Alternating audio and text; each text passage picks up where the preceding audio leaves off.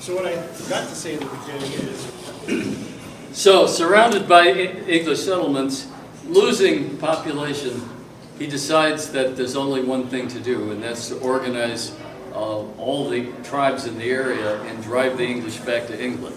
Okay, 1675, King Philip's War. Anybody hear of it? Oh, good. Did they tell you about it in school? Yeah, you got one sentence in a paragraph. Right, that's it. Probably the most consequential war in North America. Certainly the bloodiest war per capita. Okay, very important war. It changed the history of European relations with native people all the way to the West Coast. Okay, and it's an important war, and the anniversary of that war is coming up in 2025. So you will have a chance to hear more about that when we talk about it. So was it the Indian King Philip that initiated the war? Pardon me? Did he initiate the war? Yes, yeah. Actually, it's some of his warriors over at what's now. If you go to Kickamuit Middle School in Warren on Child Street, there's a marker there that I put there. Okay, it says the war broke out here when a couple of Pokanokets were rifling a farm and killing the cow because they didn't like the cows that were wandering into their cornfields and eating the corn. So a young boy shot one of them. He died, and that started the war. There's a whole story about what happened up to that time, but that was the first incident in the war. And that war went on for 14 months and ended when they shot and murdered Philip at Mount Hope. Anybody been to Mount Hope Farm? Good. If you go there, go to the office during the week, they'll give you directions and you can go find the place where Philip was killed. It's more about the war, and this marker down here is the place where he was killed. You also get to see the seat of Metacom, which is this huge granite outcropping. Fabulous place, and something that, again, more people need to know about. Unfortunately, Brown University has ownership of it, but we're working with the tribe to get that land given back to them. It was theirs to begin with. There's another marker over in Swansea for the Miles Garrison, where the war was fought. How am I doing time-wise? 5 minutes. 5 more. We'll finish up here. If you go into Rehoboth on Route 44, you can find Anawan Rock. That was where Chief Anawan was captured there, and then later hung, of course, in Plymouth. But it's a fascinating story of how he stayed up all night with Benjamin Church, the English captain, and exchanged war stories. It's like, like two generals on both sides getting together and say, "Hey, you remember that? And, yeah, what happened that time?" Anyway, other rocks. If you want to learn about Native people, you got to find rocks. Okay, they didn't build permanent structures, but they used naturally occurring structures, including one on Route 136 across from Johnson's Farm Market. Okay, in Swansea.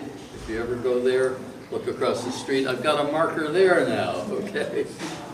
Tell you about this ceremonial perched rock up on Sachem's Knoll that you can climb up and walk on. Over behind Swansea Town Hall, you'll find Abrams Rock. If you go down to Marion, there's Minister's Rock. If you go to Providence and Newtoconnet Hill, there's a meeting place for the native tribes. So all this is around there. Around here, you simply need to know where to go and where to look, and you can find it. Bunch of houses, about a dozen houses before 1700 still around. All of this is on the website, okay? And there's an interactive map when you open the website, and it'll tell you the whole story there.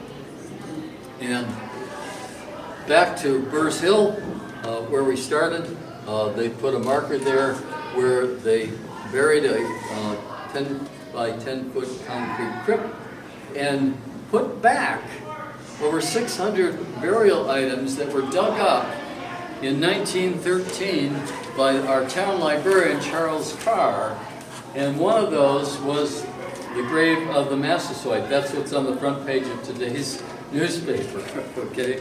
Very significant finding, and one that nails the story in terms of the return to the royal burial ground. I have a marker there too, okay? So you could just drive around to the different markers and get the whole story there, all right? So the tribe is alive and well today. This is the council group. These guys performed in a lot of, we were just at Providence City Hall with the Mayor Smiley, with a whole group. Go on the website, go to past events, you'll find video of all this stuff. If you're in East Providence, check out the mural that just got put up in October there. This is of the Sagamore of the tribe, and talking about the Pokanoket tribe, not the Wampanoag. The Narragansetts were there, and they didn't say a word because they think the only tribe in Rhode Island are the Narragansetts. Not so. Okay, so what am I doing about all this? Just to finish up, National Heritage Area. Anybody heard of the Blackstone Valley Heritage Area? Okay, goes all the way up to Worcester from Pawtucket. Okay. That was the second one in the country. There are now 63 of them. They're all over the place. I never heard of them. What are they? Well, they're places designated by the National Park Service that tell a story, a history of that area, and give you the chance to interpret that history to people in a variety of ways. So I figured that's the way. If nobody knows about these things, we'll give them a chance. Okay, we'll create a national heritage area here, and people can get from one place to another and learn the whole story. Learn the stories of everything that no one ever told them, right? So now you know, and your job is to go tell everybody you know about what happened here 400 years ago, okay? So thank you very much. You've been a very attentive audience.